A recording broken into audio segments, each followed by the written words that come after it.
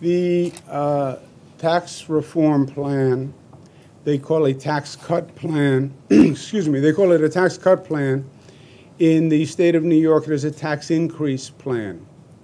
It has a diabolical dimension, which is the elimination of the deductibility of state and local taxes. Now, that's a mouthful, and I think they're trying to rush the plan through before people understand what that means. But that means in a state like New York, you cannot deduct your state income tax and your property tax before you pay the federal tax. So it is a tax on your taxes. This from a party that said they wanted to cut your tax. It's the first double taxation that we can come up with. It affects New York, it affects California, it affects about 12 states. The hardest, all 12 states happen to be states that are so-called blue states. And not that I'm going to succumb to the conspiracy theory, but it's a heck of a coincidence. It would increase taxes for the people in the state of New York.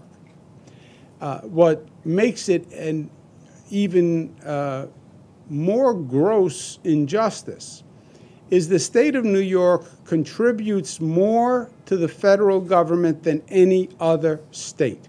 New York contributes more to Washington than any other state. We're the #1 donor state.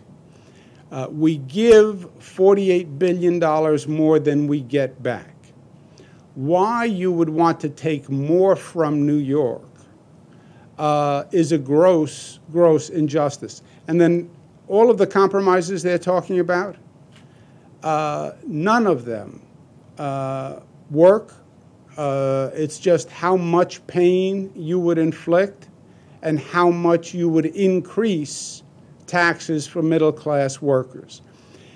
This is not a partisan issue. There are 9 Republican congresspeople. 7 of the 9 were voting against it. 7 of the 9.